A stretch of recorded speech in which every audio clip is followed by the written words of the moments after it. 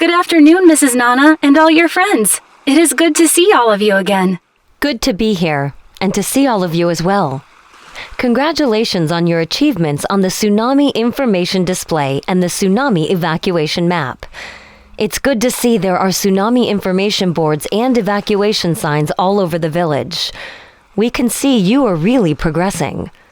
Yes, we plan to next start to work on public outreach and awareness education resources. We have done many things for the community's preparedness, and many community members were involved in our activities. However, we need to share this more widely within our communities as well as with the visitors and tourists. Also, considering tsunamis are infrequent, this might cause the community to forget and the level of their awareness become low. I could not agree with you more. This is exactly why we are here. This semester, my students and I would like to work on our community empowerment activity. So we thought we could work with you on the outreach and awareness education resources. Maybe you could suggest what information we need? What you have on your Tsunami Information Board could be a start. Information such as what is a tsunami? What is the tsunami hazard in your area? Historical events. What to do and not to do before, during, and after a tsunami. Information about the tsunami early warning and how they will get the information.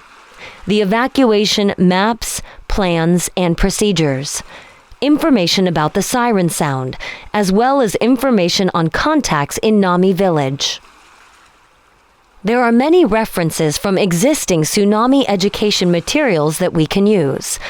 However, it's very important we adapt and adjust it with our local context, knowledge, culture, and even language. Wow, this is very interesting. So, what types of outreach and education materials should we develop? Can we use social media as well? There are many types of materials that we can use. The important consideration is it should be wide-reaching, and you should also consider 3 or more types. You can use brochures, leaflets, posters, and of course, now you can also use the many types of social media platforms. Yes, based on our data, most of the people in our villages use smartphones, so social media can be effective. Yes, but there are other additional considerations, such as in an area that has many visitors or tourists, they might not be linked to your social media network, and you might need to have it in different languages. You also have to consider people with visual impairment, hearing impairment, people with autism, and so forth. Where should we distribute this outreach and awareness education resources? You just need to be creative. You'll find many public places you can distribute these materials, but most commonly, they are in schools, visitor centers, tourist businesses like hotels, restaurants, motels, community centers, public libraries, mosques, churches, temples, and many others. Yes, you can also distribute it to each of the houses by including the flyer as a newspaper insert or with a service bill. And also don't forget, the local radio and television networks could also be means to distribute your materials. Great! We should work on this. Yes, my students and I will be here for 2 weeks for our community empowerment activity. So we can work daily with you in developing and distributing the outreach and public education materials.